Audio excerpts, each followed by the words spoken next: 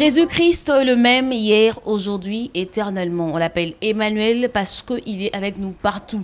Fidèles amis téléspectateurs, bonjour et bienvenue dans Destinée Glorieuse. Destinée Glorieuse, notre émission qui a pour mission d'édifier les âmes, apporter des éclaircissements là où peut-être on avait des zones d'ombre. Vous nous suivez à Kinshasa, à Lubumbashi, sur Internet, via YouTube. Nous vous saluons dans le nom puissant de Jésus-Christ. Nous vous souhaitons de passer de très beaux moments avec nous. Alors, sans plus tarder, je vous annonce déjà que sur ce plateau, j'ai reçu un homme des dieux qui parle très bien. Il s'appelle le prophète Armel Olela. Il est avec nous aujourd'hui. Avec lui, nous allons parler de déviation de serviteurs de Dieu. Pourquoi ça arrive que le serviteur de Dieu puisse dévier? Est-ce qu'ils ne sont pas appelés? Est-ce qu'ils le font pour de l'argent? Est-ce qu'ils le font pour le buzz? Alors, on va le découvrir tout juste après le verset du jour d'aujourd'hui.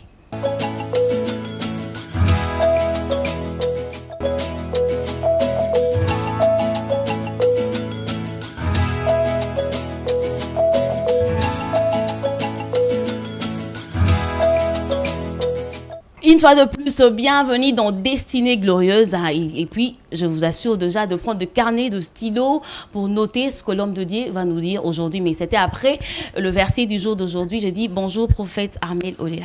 Bonjour, madame. Bienvenue dans notre plateau. Merci. Alors, avant de commencer, dites-nous ce que vous avez compris par rapport à notre verset du jour d'aujourd'hui. Madame, j'apprécie les textes, déjà le choix de ces versets, c'est très important. Mais l'apôtre Paul, c'est un apôtre qui a créé de l'équilibre dans le Nouveau Testament. Et là, il était en train de parler à l'église de Rome en disant à cause des déviations qui s'est passées. C'est même le sujet du jour, on parle de déviations. Et depuis à l'époque, il y avait ces déviations. Et Paul est en train d'affermir le peuple qui était là, de ne pas suivre le faux. Il est en train de les exhorter de ne pas suivre les mauvaises personnes ou bien les serviteurs de Dieu, mais qui commençaient à se compromettre à cause de la famine, à cause de plusieurs manipulations pour gagner. Et j'ai pris et je déclare même aujourd'hui que Dieu nous aide à repérer les faux et s'écarter. Mais Paul est allé plus loin. Il a même dit qu'il soit anathème celui qui nous apporte un autre évangile. Anathème, ça veut dire qu'il soit maudit. Il était même prêt à maudire pendant que Christ, dans son ministère, il n'a jamais maudit. Jésus a maudit qu'un figuier. Mais Paul a maudit la personne ou le serviteur qui apporte un autre évangile. C'est un peu ça, si je peux résumer ces textes. Paul est en train de nous exhorter, de ne pas suivre le faux, mais de s'accrocher à la Sainte Écriture et à la parole vraie. Alors, prophète Armel Olela, vous êtes un serviteur de Dieu. Dites-nous, c'est qui un serviteur de Dieu? Est-ce qu'il y a de critères pour l'être? Madame, un serviteur de Dieu, servir Dieu, un serviteur de Dieu, c'est déjà un esclave. Un serviteur de Dieu n'est pas un maître, c'est un esclave. J'aime ce que l'apôtre Pierre dit dans ses Écritures. Il dit, quand tu étais jeune, tu t'habillais toute seule, mais quand tu deviens vieux, quelqu'un d'autre doit t'habiller. Ça veut dire, quand on devient serviteur de Dieu, nous ne vivions plus notre vie, mais nous dépendons de lui. Ça veut dire, la vie que nous menions ne nous concerne pas, mais nous dépendons d'une personne. Nos actes, nos pensées, nos dires dépendent maintenant de Dieu. C'est pour cela que je parle. Un serviteur de Dieu, c'est quelqu'un qui sert un maître et afin d'édifier les autres. Un serviteur de Dieu n'est pas un boss, comme nous le voyons aujourd'hui. Un serviteur de Dieu doit dépendre de Dieu. Un serviteur de Dieu, c'est un esclave. Et comment devenir serviteur de Dieu? On ne devient pas forcément serviteur de Dieu. C'est Dieu qui appelle. Paul dit toujours, dans Romains, il dit, c'est qu'il a appelé, il les a prédestinés. C'est un appel, en fait. Donc vous avez cet appel, vous avez reçu ce mandat de Dieu, il va vous équiper, il va vous forger, il va vous former pour que vous soyez une bénédiction pour une communauté, pour une nation, même pour la planète. Alors dites-nous, prophète Armel Olela, je rappelle que sur ce plateau, j'ai reçu pour vous le prophète Armel Olela de l'église Mission Prophétique Adonai. Avec lui, nous sommes en train de parler sur la déviation de serviteurs des dieux. Prophète, dites-nous, il y a une différence entre servir Dieu et faire l'œuvre des dieux. Bon, il n'y a pas de différence. Parce que l'œuvre de Dieu, c'est Dieu l'auteur. Parce que quand on sert Dieu, on fait son œuvre. Servir Dieu, c'est exercer l'œuvre. Et pour une personne qui ne va pas à l'église, mais qui donne quand même dedans, c'est servir Dieu aussi en même temps. Je crois que je l'ai dit une fois sur votre plateau. Servir Dieu n'est pas seulement le fait d'aller à l'église. J'ai dit l'autre fois que nous partions à l'église pour communier. Mais la vie chrétienne est une vie personnelle. C'est une relation. C'est pour cela que moi j'aime plus le christianisme que la religion. La religion, c'est le système établi. Mais le christianisme, c'est une relation personnelle qu'un être humain doit avoir avec son Créateur. La Bible dit, souviens-toi de ton Créateur. On peut servir Dieu en restant chez soi à la maison, marchant dans la crainte de Dieu. On peut servir Dieu au travail, on peut servir Dieu partout. Mais comme j'ai dit l'autre fois, on part à l'église pour communier, pour cette fraternité-là. C'est pour cela la Bible déclare, il est doux, agréable de frères, de demeurer ensemble. C'est là que l'Éternel déverse. Parce que le Dieu que nous servons, ce n'est pas un Dieu, c'est un Dieu des familles. Le Dieu d'Abraham, le Dieu d'Isaac et de Jacob. Dieu, c'est un rassembleur, c'est un père. C'est pour cela que nous partons à l'église pour partager nos expériences, affermir d'autres personnes. Alors dites-nous, est-ce qu'il y a des obligations? Il y a des obligations qu'on doit remplir avant de devenir un serviteur de Dieu dans l'église? Obligation, c'est trop dire, mais il y a des principes, il y a des étapes qu'on doit franchir. Comme quel principe, par exemple? La première des choses, il faut être appelé par Dieu. Vous êtes appelé? Oui, parce que le fait d'être ici sur ces plateaux, c'est parce que vous êtes convaincu que Dieu nous a appelés.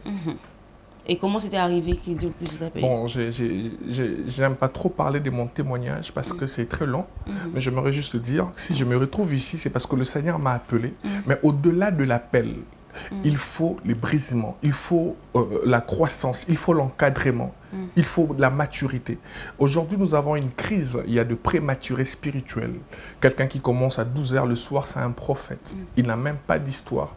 Un homme de Dieu, un très grand de cette ville, récemment, il m'a reçu, il m'a dit, prophète Armel, si vous vous rencontrez avec le plus grand du monde, et ils ont l'onction, mais si vous avez une histoire, cette histoire-là peut vous défendre. Il m'a dit, prophète, ayez une histoire avec Dieu. Il faut avoir un parcours avec ces dieux.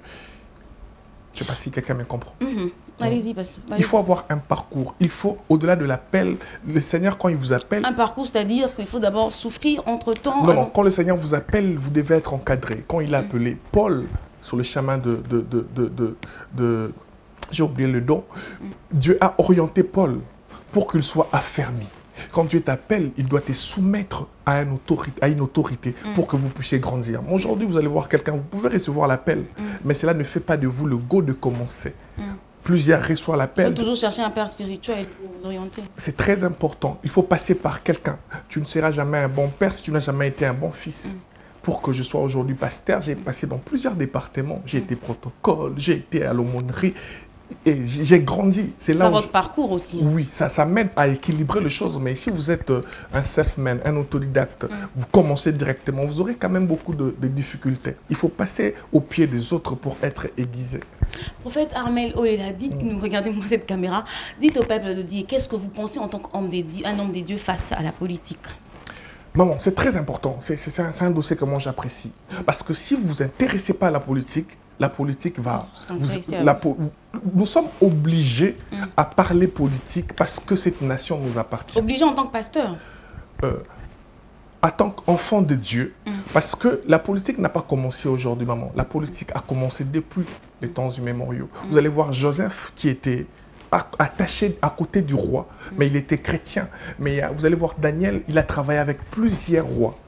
Ça veut dire le roi passé, mais Daniel était toujours là. En étant enfant de Dieu, c'est important d'avoir un œil dans la politique, mais c'est important aussi de rester équilibré dans la pensée de Dieu. Qu'est dit Dieu en parlant de la nation d'une terre? Il y a des bénédictions attachées à une terre et l'Éternel demande à assujettir, de garder, de protéger. Et pour garder, pour assujettir, c'est la politique déjà. Mais il faut les faire avec amour, il faut les faire avec pensée divine, il faut les faire avec beaucoup d'équilibre. Mais vous êtes sans ignorer que la politique de notre pays, comment ça se passe? Vous le savez quand même, c'est rempli de mensonges, c'est rempli de haine, c'est rempli de beaucoup de choses, prophète Armel. Maman, c'est rempli de beaucoup de choses parce que nous, les hommes de Dieu, on ne présente pas les vrais. La disparition de faux, c'est quand on présente les vrais. Mais qu'est-ce qu'il faut faire pour pallier à ces choses? La première des choses, il faut être chrétien aimant Dieu pour parler les choses telles qu'elles sont. Il faut aimer Dieu, aimer sa nation pour que le changement arrive. Nous traversons une période où il y a des hommes de Dieu, mais on sent que ces hommes de Dieu-là n'ont pas vraiment beaucoup d'amour pour la nation. Je n'ai pas dit qu'ils n'aiment pas, mais je dis qu'ils n'ont pas beaucoup d'amour. Parce que là où il y a l'amour, il y a l'intercession. Là où il y a l'amour, il y a les changements. Aujourd'hui, on sent un changement, un vent qui est en train de souffler dans cette nation, où on sent quand même la reconstruction de la nation. Mais il y a aussi un courant des hommes de Dieu qui sont là pour distraire le peuple. Ce n'est pas intéressant. Alors, qu'est-ce que, face à la politique, je reviens encore sur cette question, face à la politique, parce qu'il y a deux hommes de Dieu qui déraillent. Il est pasteur, oui, mais dans la politique, il est obligé de mentir, par exemple. Donc, il y a autant d'intérêt, ce n'est pas l'intérêt de la population. Alors, regardez-moi cette caméra, dites à ces hommes des dieux-là, comment est-ce qu'ils doivent marcher dans la crainte des dieux tout en étant politiciens. La Bible déclare, souviens-toi de ton Créateur. Là où ils sont, c'est Dieu qui les a ramenés. Peu importe l'intelligence, peu importe la stratégie. Si vous êtes appelé par Dieu, si l'Éternel vous a élevé, n'oubliez pas le Dieu qui vous a choisi. Parce que le même Dieu qui vous a choisi peut vous disqualifier et puis choisir une autre personne. J'aimerais dire aux hommes de Dieu que le Seigneur a fait cette grâce-là de se rapprocher de la politique. C'est une grâce que le Seigneur vous a accordée. Mais la seule chose que Dieu attend de vous, c'est d'être flexible, d'être honnête et d'être sérieux. Vraiment, si nous sommes sérieux dans cette nation, beaucoup de choses vont changer. Et si ça vous arrivait de faire la politique aussi, c'est un appel, mais je me rends compte que je n'ai pas reçu cet appel. Mais j'aimerais encourager... Servir la nation dans la politique. Oui, moi je sers la nation en prêchant l'évangile. Mais il y a d'autres qui ont plusieurs casquettes. Il est pasteur, il est dans la politique, il est dans les affaires. Mais quand ça vous arrive, quand on vous propose aussi ça, vous allez quand même faire l'affaire. Non, on m'a déjà proposé, mais le Seigneur n'a pas validé. Mais j'aimerais juste encourager le jeune, c'est bien de faire la politique. Nous traversons une période où on doit voir des politiciens chrétiens.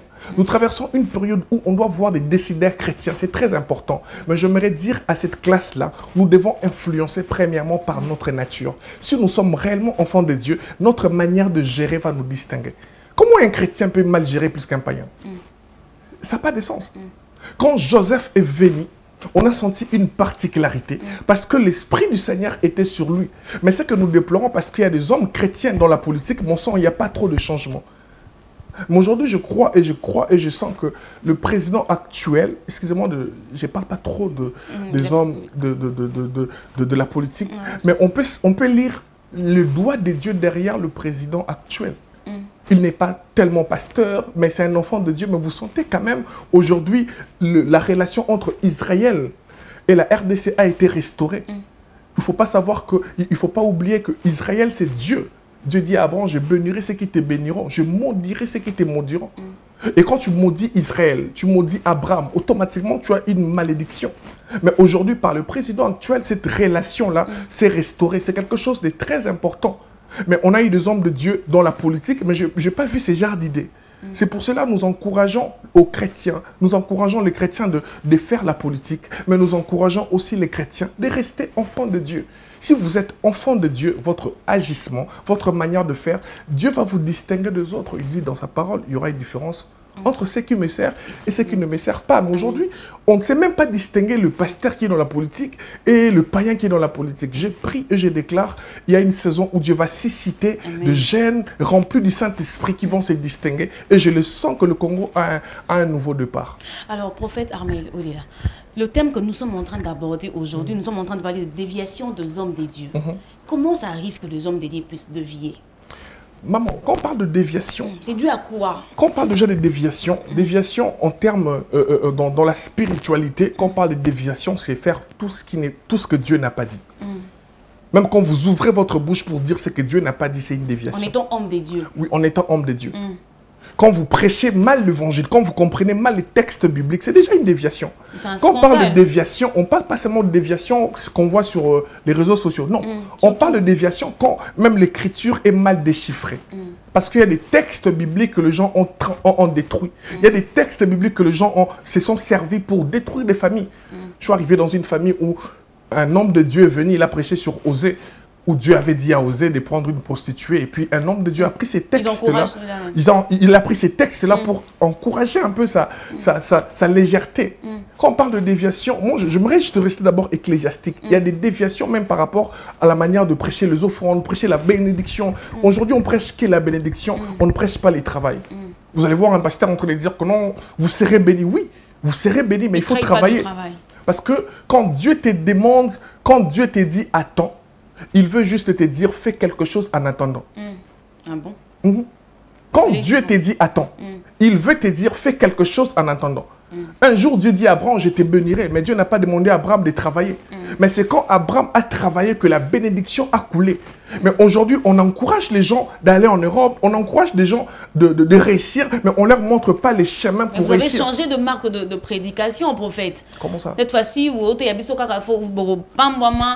a même d'autres pasteurs qui dévient pour aller au-delà, pour encourager les filles même qui se prostituent. On peut s'appeler dîme, prophète. Non, mais moi, souvent, ça m'étonne quand les gens s'étonnent de ce qui se passe.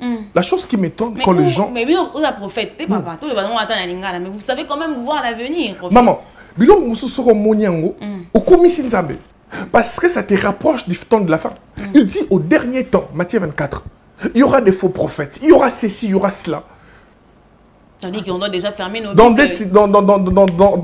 Timothée, Paul dit, sachez que dans le dernier temps, il y aura des ingrats, des blasphémataires, ennemis des gens des biens.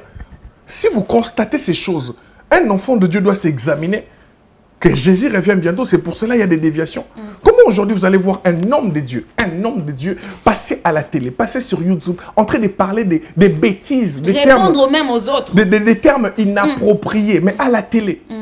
Non, mais c'est la fin du temps. Maintenant, en tant que chrétien, quand je vois cela, qu'est-ce que je dois faire? Je dois regarder l'horloge spirituelle, les temps, afin de savoir que le maître est sur le point de rentrer, je dois arranger ma robe. La Bible déclare dans Matthieu 25, pendant qu'il faisait nuit, toutes les femmes vierges dormaient.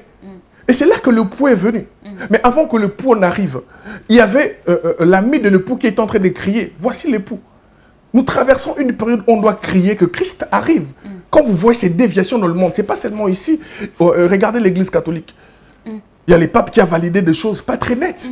Regardez partout dans le monde. Vous allez voir qu'au jour le jour, le péché est en train de prendre de l'ampleur. Et le péché n'a plus d'impact. Ça veut dire quoi? À l'époque, quand quelqu'un commet un péché, on le regardait avec dédain. Aujourd'hui, quelqu'un peut se déshabiller sur YouTube. Très normal. Un homme de Dieu qui répond à son frère, très normal. Ce n'est pas nouveau. Aujourd'hui, un homme de Dieu, on peut l'attraper avec une sœur.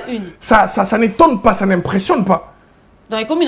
Parce que l'époux est sur le point de revenir. Maintenant, qu'est-ce qu'il faut faire? On doit préparer l'image de l'église. Et comment faire? Prêcher la bonne évangile. Mais le problème, ce n'est pas seulement les hommes de Dieu. Le problème, c'est le peuple qui me regarde. Ce peuple est manipulé. Et ce peuple aime se manipuler. Vous allez voir quand quelqu'un est sérieux, quand quelqu'un prêche la parole sainte. Non, le peuple n'est pas là. Le peuple aime là où il y a des mystifications, là où il y a des déviations. Et les gens... En fait, Armel, vous avez aussi des comptes à rendre à Dieu. Est-ce qu'il faut aussi la carte pleine dans l'église? Maman, nous avons des comptes à rendre à Dieu. Vous-même aussi, vous allez rendre compte à Dieu parce que Dieu vous a donné les discernements de l'esprit. Vous a demandé de discerner le vrai et le faux. Et si vous sentez que celui-là est dans le faux, mais vous accrochez, Dieu va vous frapper aussi. Parce que le but de Dieu, c'est de sauver l'humanité. Mais il y a d'autres qui se sont infiltrés pour égarer plusieurs personnes. Et vous, en tant que fidèle, vous sentez que mon pasteur était dans le vrai, il est maintenant dans le faux. Et vous acclamez, vous encouragez. Comment on va détecter alors que notre pasteur est dans le faux, alors quand ça va miracle, prophète? Non, c'est logique. C'est très logique. La qualité de sa vie. Maman, là où il y a le péché... Même il y a le péché, mais Dieu continue quand même à opérer. Là où il y a le péché... Non, mais n'oubliez même pas que le diable, quand il a été déchu, il est parti avec un tiers des étoiles. Dieu n'a même pas réprimandé l'onction qu'il a. Excusez-moi de dire ça comme ça. Dieu n'a même pas ôté au diable les pouvoirs qu'il avait auprès de lui. Et c'est avec ces mêmes pouvoirs qu'il exerce. Quand c'est un don que Dieu t'a donné, Dieu ne répond pas ses dons. Il ne répond pas le don. Non. Mais tu continues quand même à exercer. Non, oui. Mais c'est par là que je dis que vous avez un compte à rendre. Parce que vous êtes en train d'exercer. Et puis, bon, ça a un miracle, si vous donnez des prophéties avec détail, prophète. Maman, on doit aider les gens qui nous suivent. Nous traversons une période avant d'aller à une église. Un, vous devez être convaincu du témoignage de cet homme de Dieu. Deux, le Saint-Esprit doit vous convaincre d'aller prier là-bas. Pourquoi vous partez à l'église? C'est les prophéties qui vous emmènent là-bas. Et pourquoi vous partez chez ton pasteur? Quand tu regardes la vie de ton pasteur, qu'est-ce que tu t'es dit en toi-même? C'est un modèle? C'est un homme de Dieu? Ou pourquoi tu es là? Par fanatisme? Parce que vous êtes de la même tribu? Non, on doit aller parce qu'il y a Dieu. On doit aller parce que Dieu se manifeste. Et là où il y a Dieu, il y a d'abord l'amour, le vrai sens de l'amour. Et là où il y a Dieu, il y a le sérieux. Dieu n'est pas un moins sérieux. Tout ce que Dieu fait, c'est en ordre. Là où il y a du désordre, ce n'est pas Dieu. Mais vous allez voir, il y a du désordre, vous allez voir un engouement de gens. J'ai même suivi sur les réseaux sociaux un pasteur en train de frapper des gens pour des services de délivrance. C'est quoi cette histoire? C'est pour cela, moi, je n'habitue pas. Est-ce que ça vous arrive de vous concerter aussi entre vous? C'est vrai que, à ce chicoté, mais prophète Armel, votre part aussi, en tant que est-ce que vous avez un rappel dans là? Bon, c'est une grâce que nous avons. Les hommes de Dieu, actuellement, nous avons développé de l'orgueil. Parce que quand une personne te dit que Dieu lui a dit, qu'est-ce que toi tu diras? Par exemple, ton frère t'a dit, Dieu m'a dit. C'est Dieu qui m'a convaincu. On ne peut pas rajouter à la pensée de Dieu. Oui. Nous traversons une période où, en tant qu'enfant de Dieu, il faut avoir le discernement. Même avant qu'un homme de Dieu vous impose la main, rassurez-vous que cette main-là va vous bénir. Il y a de mains qui peuvent détruire ta destinée. Oui, oui, oui. D'ailleurs, oui, prophète Armel, s'il vous plaît, il y a de pasteurs qui imposent les mêmes motos. Je suis allée dans une église, j'étais choquée. Bon, ça l'appelle de fond, parce qu'il est en train d'imposer les mains aux gens. Oui. Et je ne voulais pas qu'il puisse m'imposer les mains. Sans savoir. Est-ce que vous pouvez regarder la caméra et dites à ce peuple des dieux, qu'est-ce que vous transmettez en nous imposant les mains? L'imposition de main, ce n'est pas un péché, c'est un principe biblique. Mais l'onction, la main qu'on dépose sur vous, vous devez vous rassurer que cette main-là va vous bénir. Parce qu'il y a de mains qui peuvent voler ton étoile. Après, vous devez discerner l'onction et la grâce. Vous devez discerner le sérieux, mais vous devez plus écouter Dieu. Parce que le Saint-Esprit parle toujours. Maman, et si quand Nzamba zate, ce qu'on s'embellit Nzamba orienté, Nzamba orienté que là-bas tu es dans le faux. Mais le problème avec nous, c'est la précipitation, c'est le buzz, c'est parce qu'il y a du monde. Qui te dit parce qu'il y a du monde qu'il y a Dieu? En fait, il y a pour ça une date exacte, il y a anniversaire. Mikolo, comme ma casse dans ça, les hommes des dieux. Mais je sais pas, c'est une nouvelle façon de prophétiser. Non, mais on ne doit pas oublier. Ce qui est sûr, il y a des prophètes authentiques dans la ville de Kinshasa. Il y a des prophètes que le Seigneur utilise jusqu'aujourd'hui. Mais il y a toujours des déviations. Là où il y a l'onction, il y a toujours les déviations. Le diable copie toujours ce que Dieu fait. Faut pas croire que les noms, c'est diabolique. Non. On a une date anniversaire. C'est Dieu. Ah bon? Dieu a la capacité de nous révéler cela. Même Jésus lui-même a prophétisé. Il a dit... Ce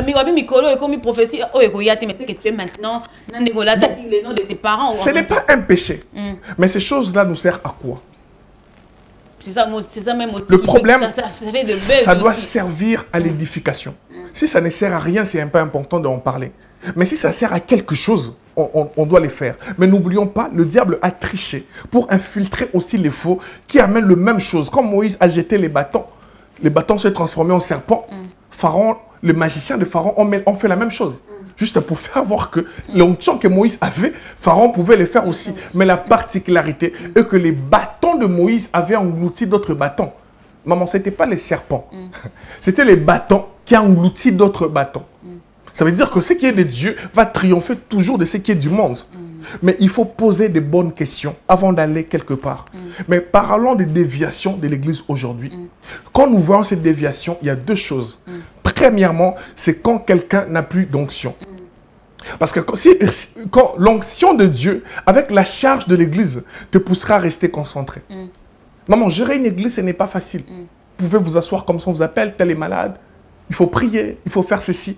Et quand un homme de Dieu n'a plus le temps pour travailler à l'église, pour venir divertir, c'est là qu'on comprend. Soit la vie de l'église n'est pas efficace, ou soit il est fatigué, ou soit Dieu l'a lâché. Il y a des gens qui ont commencé avec Dieu que Dieu lui-même a lâché. Vous allez voir dans la Bible, Saül, c'était un roi que Dieu avait choisi parce que le peuple avait demandé un roi. Mais après, Dieu l'avait rejeté. C'est possible de commencer avec Dieu, mais c'est toujours important de finir avec Dieu. Si vous voyez un homme de Dieu en train de faire du n'importe quoi, vérifiez la vie de son église. Parce que si vous avez... Moi, par exemple, nous sommes en train de bâtir une église. Ce n'est pas facile. Il faut prier pour les fidèles, il faut appeler les fidèles, il faut chercher l'argent, il faut gêner, il faut ceci, il faut cela. Mais comment ça peut arriver qu'un homme de Dieu, anxieux ici, là, prophète Armel, anxieux est aussi là, pendant qu'il se trouve dans la présence des dieux. Ça arrive que anxieux peut s'y la Je vais expliquer quelque chose. Normalement, les gars, papa, pour te comprendre. Va comprendre bien. Dans le bas qui n'est pas délicat, dans on Nzamba pesi et qui n'akate. Mais dans le but que Nzamba a rejeté Kamuto. Maintenant, quand Dieu te rejette, c'est là que tu sens. Parce que en étant enfant de Dieu, en étant serviteur de Dieu, on sent quand Dieu est là. Quand tu es serviteur de Dieu, il y a des moments où tu prêches, tu sens qu'aujourd'hui Dieu n'est pas là. Ah bon? Comment ça? Tu sens qu'aujourd'hui, soit tu n'as pas beaucoup prié, tu sens que l'onction qui t'a conduit la semaine passée, ce n'est pas la même onction. On peut sentir, parce que la vie des prières se gère dans la prière. La vie de Dieu se maintient dans la présence de Dieu.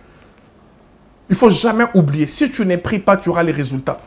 Un Lionel Messi qui ne s'est pas entraîné, peu importe le potentiel, il va mal jouer. Et un pasteur qui n'a pas le temps de chercher la face de Dieu, peu importe la grandeur, la croissance de ton église,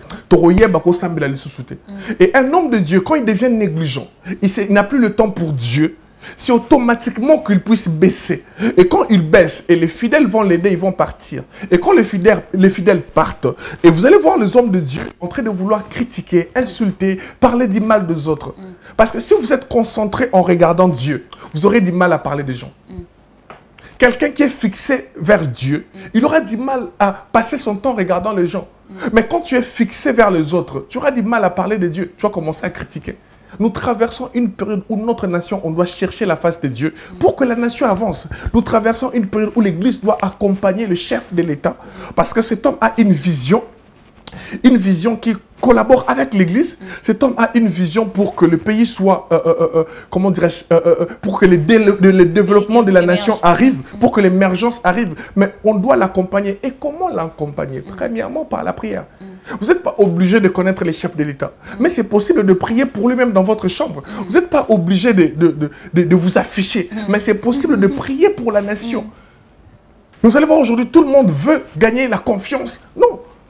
Le chef de l'État... Okay, c'est quoi votre apport par rapport à ces déviations aussi? Ce qui conseille nous européens, ça va par rapport à la déviation, c'est vrai que les lances c'est là en famille, papa. C'est que par rapport à la déviation, on a un apport ni Pierre ni apporter naïf. Maman, la déviation, apport à l'Ibosso, c'est de prêcher la sainte doctrine. Prêcher la vraie... Ah, c'est pour ça, attends, ça, la conférence entre vous aussi. C'est très important. Il y a une méfiance qu'il y a aujourd'hui entre les hommes de Dieu. Bon, dis-moi, on a raté. Il y a une méfiance. Mais nous, fidèles, on continue quand même à venir. Il y a peu d'hommes de Dieu qui sont sincères entre eux. Il y a une méfiance à l'Église aujourd'hui. Mais j'ai été récit par un homme de Dieu que je ne citerai pas le nom. Mais votre rapport alors? J'ai vu l'amour de cet homme de Dieu. Je me suis rendu compte qu'il n'y a pas seulement de faux, il y a des vrais. Mais il y a la méfiance. Pourquoi? Parce que le mot Église, l'Église c'est sortir hors de. Quand on parle de Ecclésia, on est sorti du monde. Et quand on est sorti du monde, c'est pour refléter la vie de Jésus sur terre. Mais quand il y a des déviations, l'apport que nous devons apporter, c'est prêcher la bonne doctrine. Ce n'est pas de critiquer aussi les autres. Ce n'est pas parce que les autres sont déraillés que tu viens aussi en train de vouloir les critiquer pour avoir le buzz. Non, c'est de prêcher la vraie évangile. Et c'est quoi la vraie évangile? C'est de prêcher Christ dans sa totalité. C'est de présenter Jésus. Philippe a dit, présente-nous le Père et cela nous suffit. Bien aimé, restez là où on vous prêche Jésus. Si vous avez un pasteur qui vous prêche Jésus, même s'il n'y a pas de guérison, même s'il n'y a pas de mort qui se ressuscite, mais s'il y a Jésus, restez. Arrêtez les sensations. Restez là où il y a Christ. Il n'y a pas que de faux, il y a aussi des vrais. Mais souvent, les vrais sont mal compris. Souvent, c'est le peuple de Dieu qui crée cette confusion parce qu'ils apprécient. Moi, j'ai vu un pasteur, il m'a dit, prophète, dans un rang sérieux, mais bandimi bakima. Non, binga pena betara système. Parce qu'il a perdu tellement de gens, il voulait récupérer ses fidèles, il était obligé. Mais là, je dirais aux hommes de Dieu, je préfère prêcher 5 personnes. Aller dormir, mais qu'abandonner Dieu, que prêcher autre chose que l'évangile. Je prêcherai l'évangile pur et simple. Je prêcherai Jésus. Dans l'Ianaliate Jésus. Naton Jésus. Pour éviter les déviations, on doit présenter Christ. Et quand on présente Christ, on présente l'amour. Quand on présente Christ, on présente la paix. Quand on présente Christ, on doit haïr le péché. Aujourd'hui, on maquille même le péché. Une femme deuxième mariée, mais on l'encourage à l'église. Non, what is the talk? Ce n'est pas évident. On doit dire aux gens, arrêtez de pécher. Approchez-vous de Jésus. Mais même quand on doit dire aux gens, arrêtez de pécher, on doit les dire aussi avec amour. Il ne faut pas taxer les gens. Je suis allé dans une église, un pasteur a télémis ça. Yo, c'est comme un soum. Scandaliser un monde. Non. Christ, c'est l'amour. Et l'église a besoin de l'amour. Je prie et je déclare que le Seigneur nous donne la capacité de vivre comme Christ. Pendant qu'il était à la croix, il a dit, Père, pardonne mes péchés. Pardonne leurs péchés. J'ai dit, Jésus, pourquoi tu n'attends même pas descendre? Pendant qu'il avait mal, c'est pendant qu'il avait pardonné. C'est le vrai signe de l'amour. C'est le vrai signe de l'amour. Alors, nous allons rapidement parler de célébration Merci Jésus. Célébration Merci Jésus. Vous organisez ça, c'est pour quand déjà, prophète Armel? Bon, organiser, c'est trop dire, mais moi j'ai pris l'initiative d'accompagner. Si on peut avoir l'affiche en même temps. J'ai pris l'initiative d'accompagner tout ce qui a Jésus. Là où il y a Jésus, je suis là. Le nom même de notre église, c'est Adonai. Pourquoi? Parce que Dieu doit être au centre de tout. Et là où il y a Jésus, j'accompagne. Et l'homme de Dieu, Papa Donat, il m'a demandé si nous pouvons l'accompagner par rapport à cette activité. Nous aussi, Destinée Glorieuse, nous allons l'accompagner par Gloire à rapport à Dieu. cette activité. Oui. Nous voulons accompagner là où il y a Jésus. Alors, nous sommes pratiquement arrivés à la fin, prophète Armel Olela, votre numéro de contact. Comment on va faire pour vous contacter? Parce que nous sentons que vous êtes dans le vrai aussi. Alors, nous voulons vraiment prendre soin de vous alors que vous êtes dans le vrai. Nous voulons vraiment continuer à vous soutenir, à être toujours là pour vous. Donnez-nous les contacts. Comment faire pour vous voir? Avant que je donne les contacts, je voulais demander aux enfants de Dieu. C'est le temps où on doit prier pour l'église du Congo. C'est le temps où on doit prier pour notre nation. Ce n'est pas le temps où on doit commencer à chuchoter. Non, c'est le temps où on doit prier pour l'église. Parce que si vous regardez dans un œil prophétique, le Congo, quelque chose est en train d'arriver, quelque chose de grand que le Seigneur est en train d'annoncer dans notre nation et ça va bouger l'Afrique. La Bible déclare dans le livre de Genèse, après les déluges, le sommet des montagnes commençait à apparaître. Je sens qu'après ces déluges, le sommet des montagnes est en train de paraître. La RDC a un très bon vent. Je sens dans mon esprit. Et ce n'est pas le temps de se lamenter, c'est le temps d'agir et c'est le temps de prier pour nos autorités. Bien, maman, nous traversons une période, si Dieu ne bénit pas nos autorités, si l'Esprit de Dieu ne touche pas nos autorités, nous allons souffrir. Il y a des gens que Dieu a placés pour Bapambola Biso. Mais ceux qui doivent s'embellir pour Nabango Temite, Manabango Zara tourner vers le diable, nous risquerions de souffrir, de mourir dans ces pays. Mais en regardant la qualité de la vie de notre chef de l'État, j'aimerais demander aux enfants de Dieu, on doit prier au lieu de critiquer. C'est un peu ça, maman. Votre numéro de contact? 82 92 32 856. Il s'appelle prophète Armel Olela. C'est avec lui que nous avons parlé de déviation de serviteurs de Dieu. Je crois que c'est pas la fin. Hein. Je crois que ce n'est pas la première fois. On aura toujours besoin de vous, papa. Merci d'être toujours disponible pour nous. Merci, maman. Alors, nous sommes arrivés à la fin de cette émission Destinée Glorieuse. Merci de nous choisir. Merci de nous suivre. Je rappelais encore que nous étions là. On a parlé avec le prophète Armel Olela qui est toujours disponible pour nous. Il a même promis d'être toujours là. Alors, nous sommes arrivés à la fin de cette émission. Merci à l'équipe technique, merci à notre boss, le professeur Yvan Ramazani pour cet espace. Merci pour notre beau plateau. Prophète, vous avez remarqué que nous avons un beau plateau maintenant. Nous bénissons Dieu pour l'excellence. Oui, nous bénissons Dieu pour ça aussi. Mais si Christ ne revenait pas demain ou après-demain, on se retrouve le dimanche prochain toujours avec le même plaisir. Au revoir.